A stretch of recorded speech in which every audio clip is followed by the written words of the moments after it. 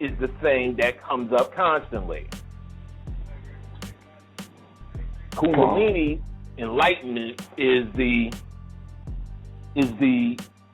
what it always seems to come down to.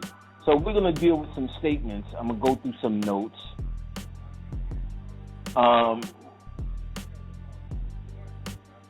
About some of these Kundalini things. Hendrik Zimmerman. This is something Hendrik Zimmerman observed. The best things can't be told. The second best are misunderstood. So basically, what I find is people's understanding of a lot of these terms we use are misunderstood.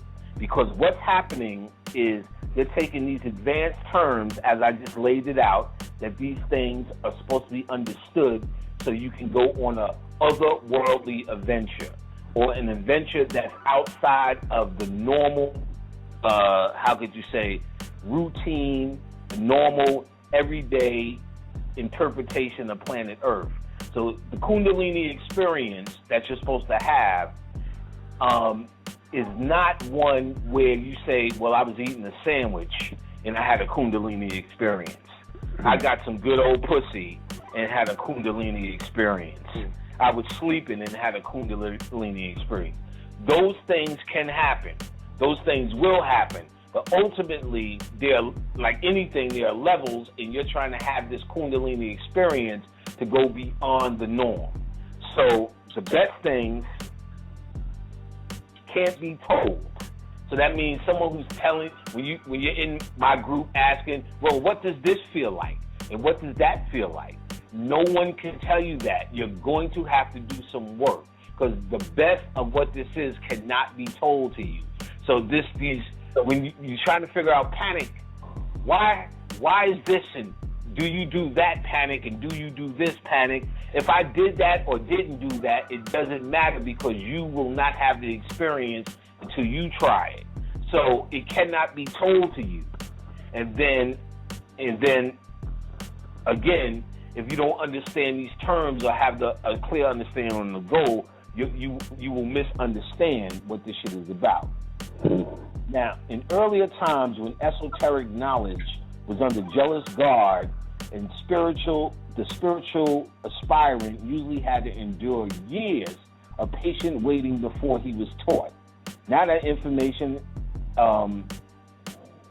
is available basically everywhere. Books, tapes, CDs, online.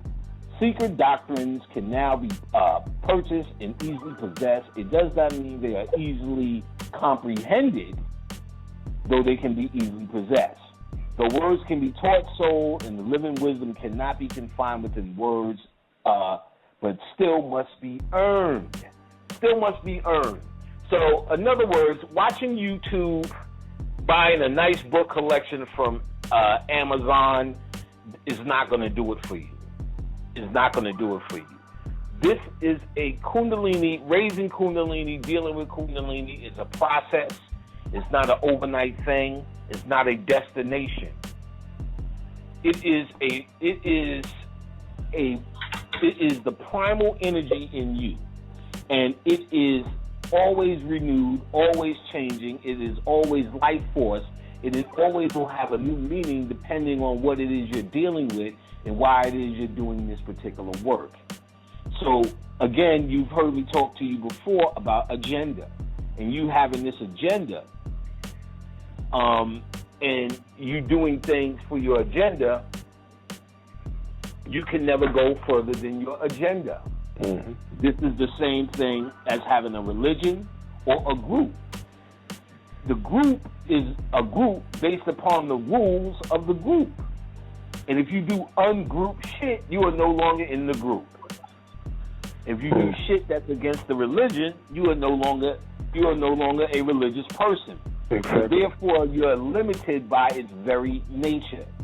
So, for most people who are conscious, who call themselves conscious, they have given up their religion. Perhaps some have given up their group, but they have traded it in for an agenda, for a goal. And what I've come to learn that your goal should be no goal. The only goal is to actually understand that there is no goal. That knowledge, again, is endless, boundless, and therefore cannot be constrained by definition, religion, grouping, or names. Once you start to, mind you, I'm explaining this to you so you can try to adapt a mentality to begin your study, to dealing with your study. So it's easy to get these things. There was a time, again, this was guarded with zeal and jealousy, but how come you think it's all on the web now?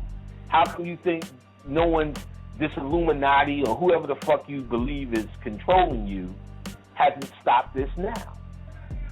Because they understand if you do not understand it, if you do not comprehend the wisdom in the way it should be comprehended, then it's worthless.